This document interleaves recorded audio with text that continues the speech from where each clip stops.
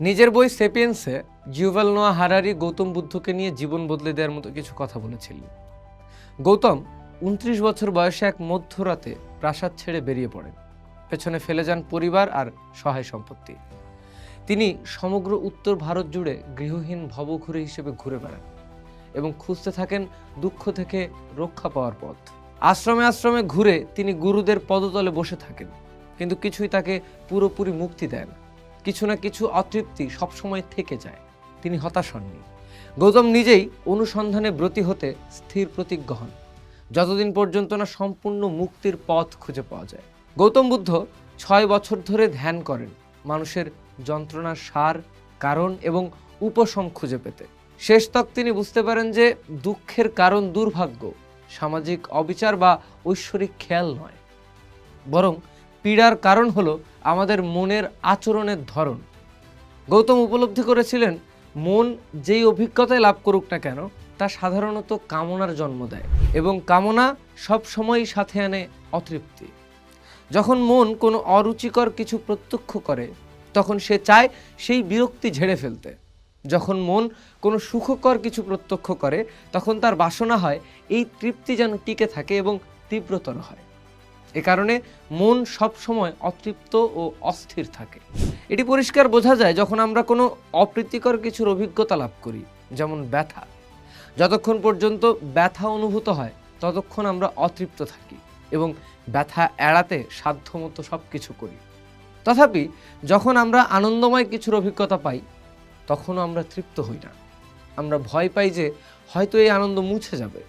আকাঙ্ক্ষা করি যেন আনন্দ কেবল বাড়তেই থাকে।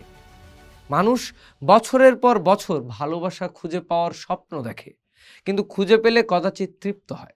কেউ কেউ উদ্বিগ্ন হয় তার সাথী তাকে ছেড়ে চলে যাবে এই ভেবে। আবার কেউ কেউ ভাবে সস্তায় থিতু হলো বোধহয়, হয়তো আরও ভালো কাউকে খুঁজে পাওয়া যেত। আমরা সবাই এমন মানুষকে চিনি যারা আবার এই দুই দিকেই আছেন।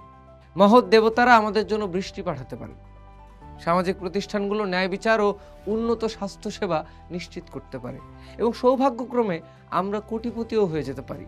কিন্তু এর কোনোটাই আমাদের মনের ছাঁচের মৌলিক পরিবর্তন আনতে পারে না।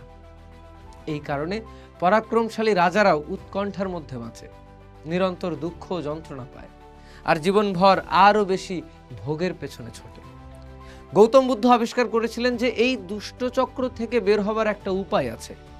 যখন কোনো আনন্দ বা বিষাদের অভিজ্ঞতা হয়, তখন মন যদি এগুলো ঠিক যেমন শুধু সেভাবেই এদের গ্রহণ করে, তবে আর পীড়া থাকবে না।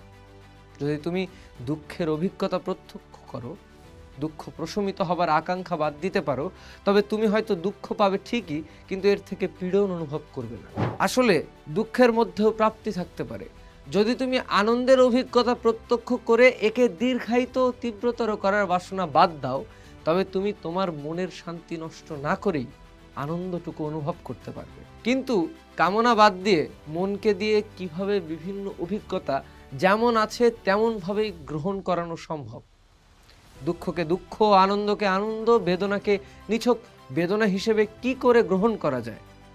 গৌতম বুদ্ধ কিছু ধ্যানের কৌশল আয়ত্ত করেছিলেন, যেগুলো বাসনা বাদ দিয়ে বাস্তবতা যেমন আছে তেমনভাবে গ্রহণ করতে মনকে অনুশীলন করায়।